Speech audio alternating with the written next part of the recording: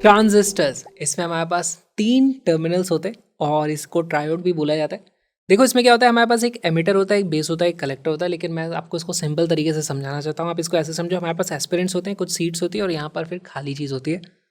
तो अगर मान लो किसी एग्ज़ाम में हमारे पास 10,000 सीट हैं और उसको दिया कितने, 2 लाख लोगों ने एग्ज़ाम दिया, तो 2 लाख में से 10,000 का तो सिलेक्शन हो जाएगा। बाकी बचे हुए क्या करेंगे, वो निकल जाएंगे कहीं और, उनको फिर इस तरीके से चप्पल पड़ती है। तो यहाँ से बेसिकली जो पॉइंट यहाँ पर ट्रांजिस्टर का यूज़ कैसे किया जाता है, हमारे पास यहाँ से हम सिग्नल देते हैं कि भाई थोड़ा सा को मैं ले सकता हूँ, लेकिन उस सिग्नल को देख के बहुत सारे कूद जाते हैं, हम भी आ रहे हैं, हम भी आ रहे हैं, हम भी आ रहे हैं, लेकिन इधर आते हैं थोड़े से बचे हुए इस तरफ जाना पड़ता है, उनको जाना ही पड़ेगा। तो यहाँ पे ये रेशियो बड़ा इंपॉर्टेंट होता है। एग्जाम्पल के लिए बोल रहा हूँ, यहाँ से 100 इस तरफ जा रहे थे, हमने बोला था सिर्फ 2 को मैं ले सकता हूँ इस तरफ, तो बचे हुए 98 को इस तरफ आना ही पड़ेगा। और अब देखो इसी को मैं आपको समझाना चाहता हूँ करंट की टर्म्स में। यहाँ पे समझो ये था हमारा एमीटर का करंट, यहाँ से जो निकलेगा इसको हम बोलते हैं बेस, और ये होता है हमारा कलेक्टर। तो अगर मैं, मेरे लिए ये वाली वैल्यू है आई ऑफ एमीटर, तो यहाँ पर हमारे पास होगा इस तरीके से आई बी, और बचे हुओं को इधर जाना पड़ेगा, वो कहलाएगा हमारा आई सी। यहाँ पर कुछ चीज़ें जो हमें दिखेंगी। पहली चीज़ तो ये कि I E is equal to I C plus I B, ये चीज़ हम देख सकते हैं। यहाँ से जो करंट इधर जा रहा था, या तो इधर आएगा या फिर इधर जाएगा, ठीक।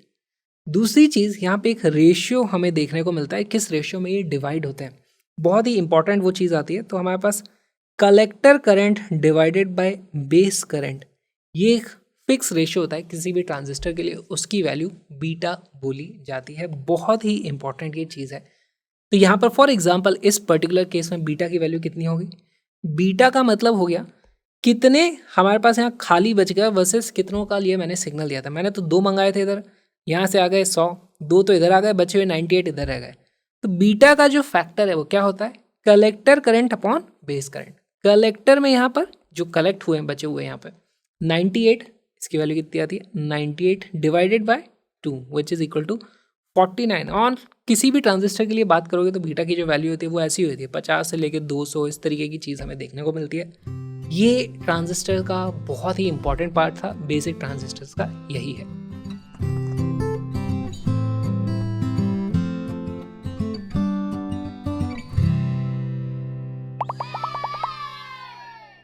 ट्रांजिस्टर में हमारे पास 3 टर्मिनल्स होते हैं। पहला टर्मिनल ये है जो एमिटर होता है, दूसरा होता है हमारे पास बेस, तीसरा होता है हमारे पास कलेक्टर।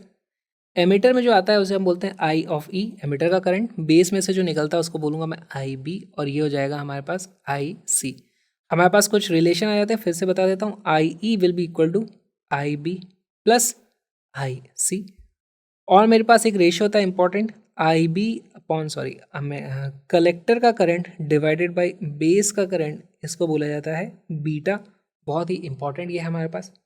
एक और रेशियो होता है हमारे पास अल्फा। अल्फा होता है कि भाई यहाँ से कितने, यहाँ तक कितने पहुँचे, जितने यहाँ से निकले थे उसमें से कितने यहाँ पे पहुँचे, तो उसको हम बोल देंगे current of collector divided by current of emitter, इसको अल्फा बोलते हैं। तो देखो इसकी वैल्यू किस रेंज की होती है, ये होता है बीटा हमारे पास, लेट से 50 आ जाएगा, 200 आ जाएगा। अल्फा की वैल्यू हमारे पास ऐसे आती है कि भाई यहाँ से निकले थे हमारे पास 0.9 यहाँ पे पहुँचे, बाकी इधर आ गए, या फिर 0.99 इस तरफ पहुँचे। अल्फा की वैल्यू इस रेंज में हमें देखने को मिलती है। हम अल्फा और बीटा के बीच में कुछ रिलेशन भी निकाल सकते हैं। कैसे निकाल सकते हैं, देखो मैं लिख दूंगा I E is equal to I B plus I C, I B plus I C. अब आई बी को मैं क्या लिख सकता हूँ, आई बी को मैं लिख दूंगा आई सी अपॉन बीटा, है ना। तो यहाँ से लिख दूंगा, देखो I E is equal to I C upon beta plus I C, और ये जो आई ई है, आई ई को क्या मैं लिख सकता हूँ, आई सी अपॉन अल्फा। ये हो जाता है मेरे पास actually I C upon alpha. यहाँ सारे के सारे आई सी इस तरीके से कट जाएंगे। हमारे पास वैल्यू क्या आती है, 1 upon alpha is equal to 1 upon beta plus 1, और यहाँ से आप इसको सिंप्लीफाई करो तो हमारे पास देखो बीटा की वैल्यू जाती है, beta is equal to alpha upon 1 minus alpha, या फिर अल्फा की वैल्यू पता करनी है तो वो आती है बीटा अपॉन बीटा प्लस 1। 2 बहुत ही इंपॉर्टेंट फॉर्मूले हैं, ये आपको याद होने चाहिए। एक और चीज़ यहाँ पर हमारे पास देखो, बीटा की वैल्यू जो होती है उसको हम बोलते हैं करंट गेन। इसको करंट गेन क्यों बोलते हैं? देखो, इस ट्रांजिस्टर को हम ऐसे ऑपरेट कराते हैं कि हम कंडीशंस के हिसाब से IB हम डिसाइड करते हैं। जैसे ही हमने IB डिसाइड कर लिया, उसके बाद यहाँ पर मुझे दिख जाता है collector current is beta times IB, है ना, collector current is beta times IB। तो यहाँ पर हमें उसका लेट से 50 टाइम्स IB देखने को मिलता है। अगर मैंने यहाँ पे 1 एम्पियर निकाला, 1 मिली एम्पियर निकाला, तो यहाँ पे मुझे 50 मिली एम्पियर देखने को मिलता है। तो मैं बोलता हूँ भाई करंट यहाँ पे 50 टाइम्स, इसीलिए इसको बोला जाता है करंट गेन। इसलिए बोला जाता है हमारे पास कलेक्टर करंट की वैल्यू हमेशा हो जाती है बीटा टाइम्स बेस करंट। ये बहुत ही इंपॉर्टेंट फॉर्मूला है, ये आपको पता होने चाहिए।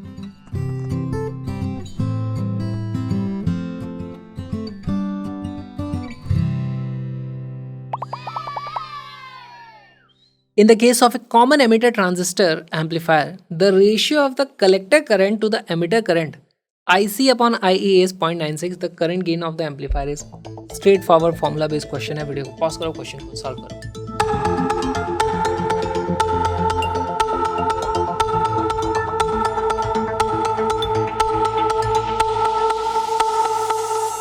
इसका करेक्ट आंसर है सी। कैसे आया देखो, सॉल्व करते हैं।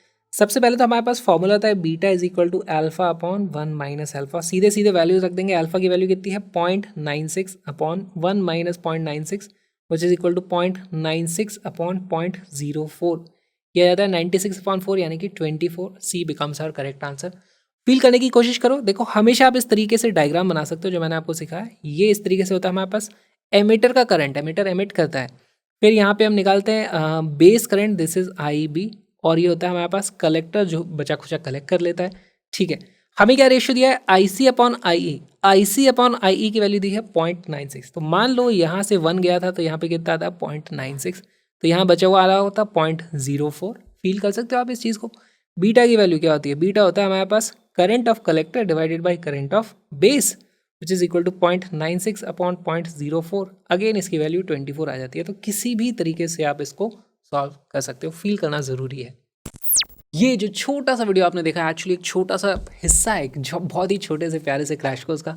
जी हाँ, उसमें हमने 40 दिन में पूरी की पूरी फिजिक्स 11th और 12th की कंप्लीट कर ली है। और 2-2 घंटे के वीडियोस होते हैं। कुछ एडिशनल एक्सरसाइजेस के एडिशनल वीडियोस भी आपको मिल जाएंगे वहाँ पर। पूरी की पूरी फिजिक्स है। नोट्स आप चाहो तो डाउनलोड करके चेक कर सकते हो। Colourful handmade notes with custom made graphics, पूरी की पूरी फ्री है।